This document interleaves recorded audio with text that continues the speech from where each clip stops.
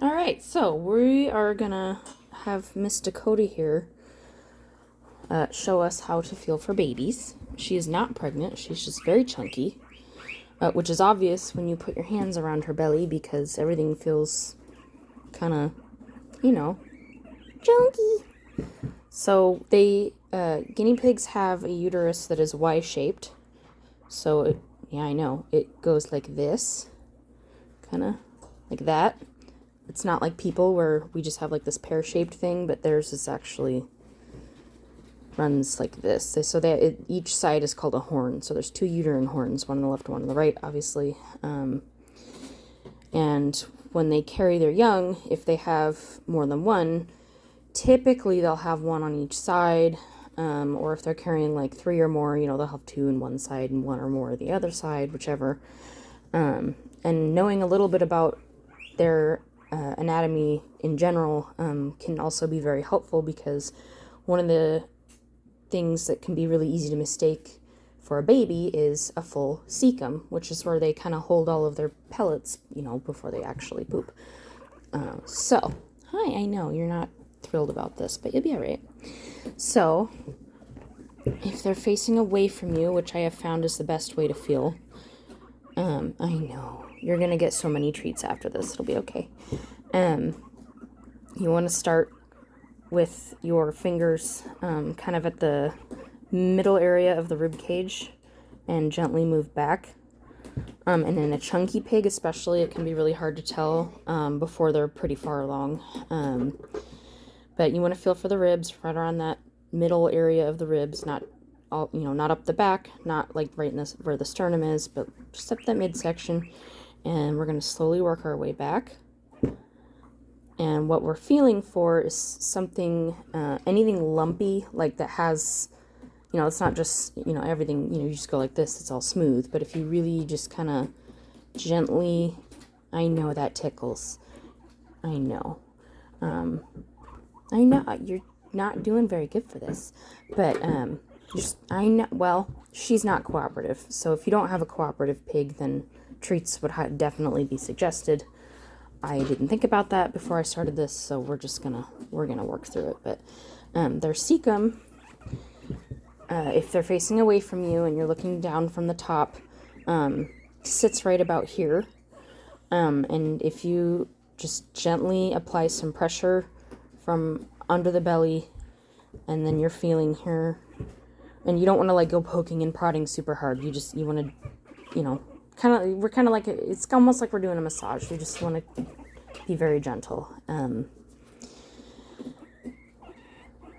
Again, along that midline where the ribs are. The cecum, it is kind of like think of an orange slice as far as like the shape you're going to feel. It's kind of close to that texture too, because it'll be full of, cecal pellets.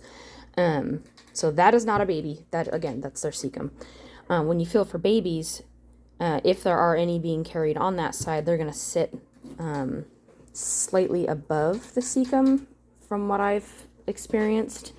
But they're definitely, you will feel a difference between what their cecum feels like and then what like an actual baby feels like. So when you're feeling for a baby, when they're about 4 or 5 weeks along, the babies tend to be about the size of a grape, like a medium grape, or a little bigger if they're only carrying a single baby.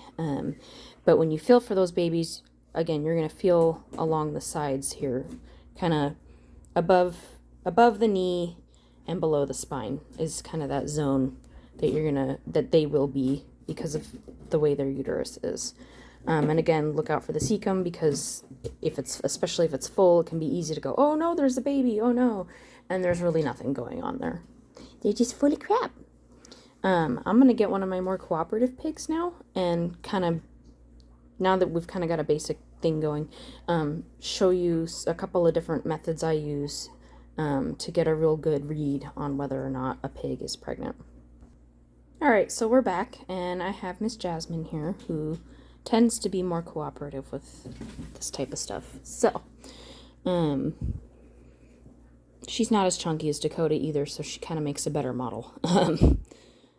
No offense, Dakota. Anyway, God, God, you guys are just on one today. Here, let's get a snack. We're going to get a snack. We'll be right back.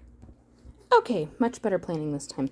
So again, along that midline area, one of the things you want to do first is you want to identify where their cecum is, and it kind of sits behind that lower part of the rib cage there, because the ribs kind of go like this. It's really not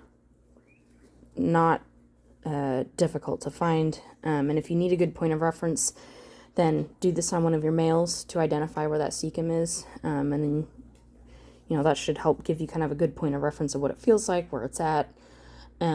So I know you guys are y'all ticklish today? Oh my goodness. So you can start out with this, which is where you just run your hands kind of along the sides here. I know.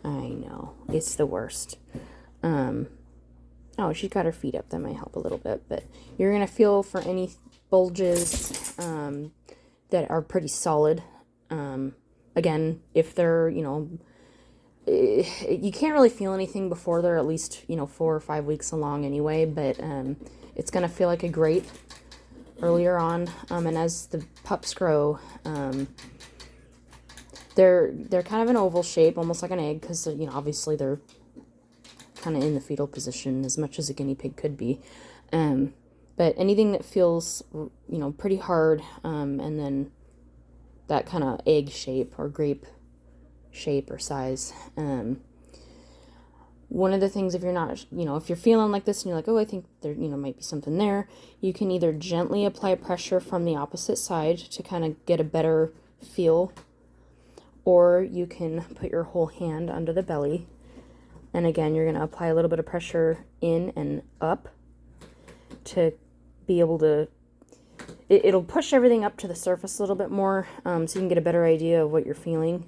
And you don't want to squeeze, you don't want to, apply a lot of pressure, because if they are pregnant, then doing that can actually cause damage to the placenta. And if you do that, then we're disrupting blood flow to the baby, and then we've got a whole cascade of issues that comes along with that we are not going to go down that road right now, because we're not going to do that. But again, just gently applying pressure either from the bottom and the side, or just the side, so that if there is something there, if it is a baby, they will kind of bring them up to the surface more so that you can get an idea of where they are.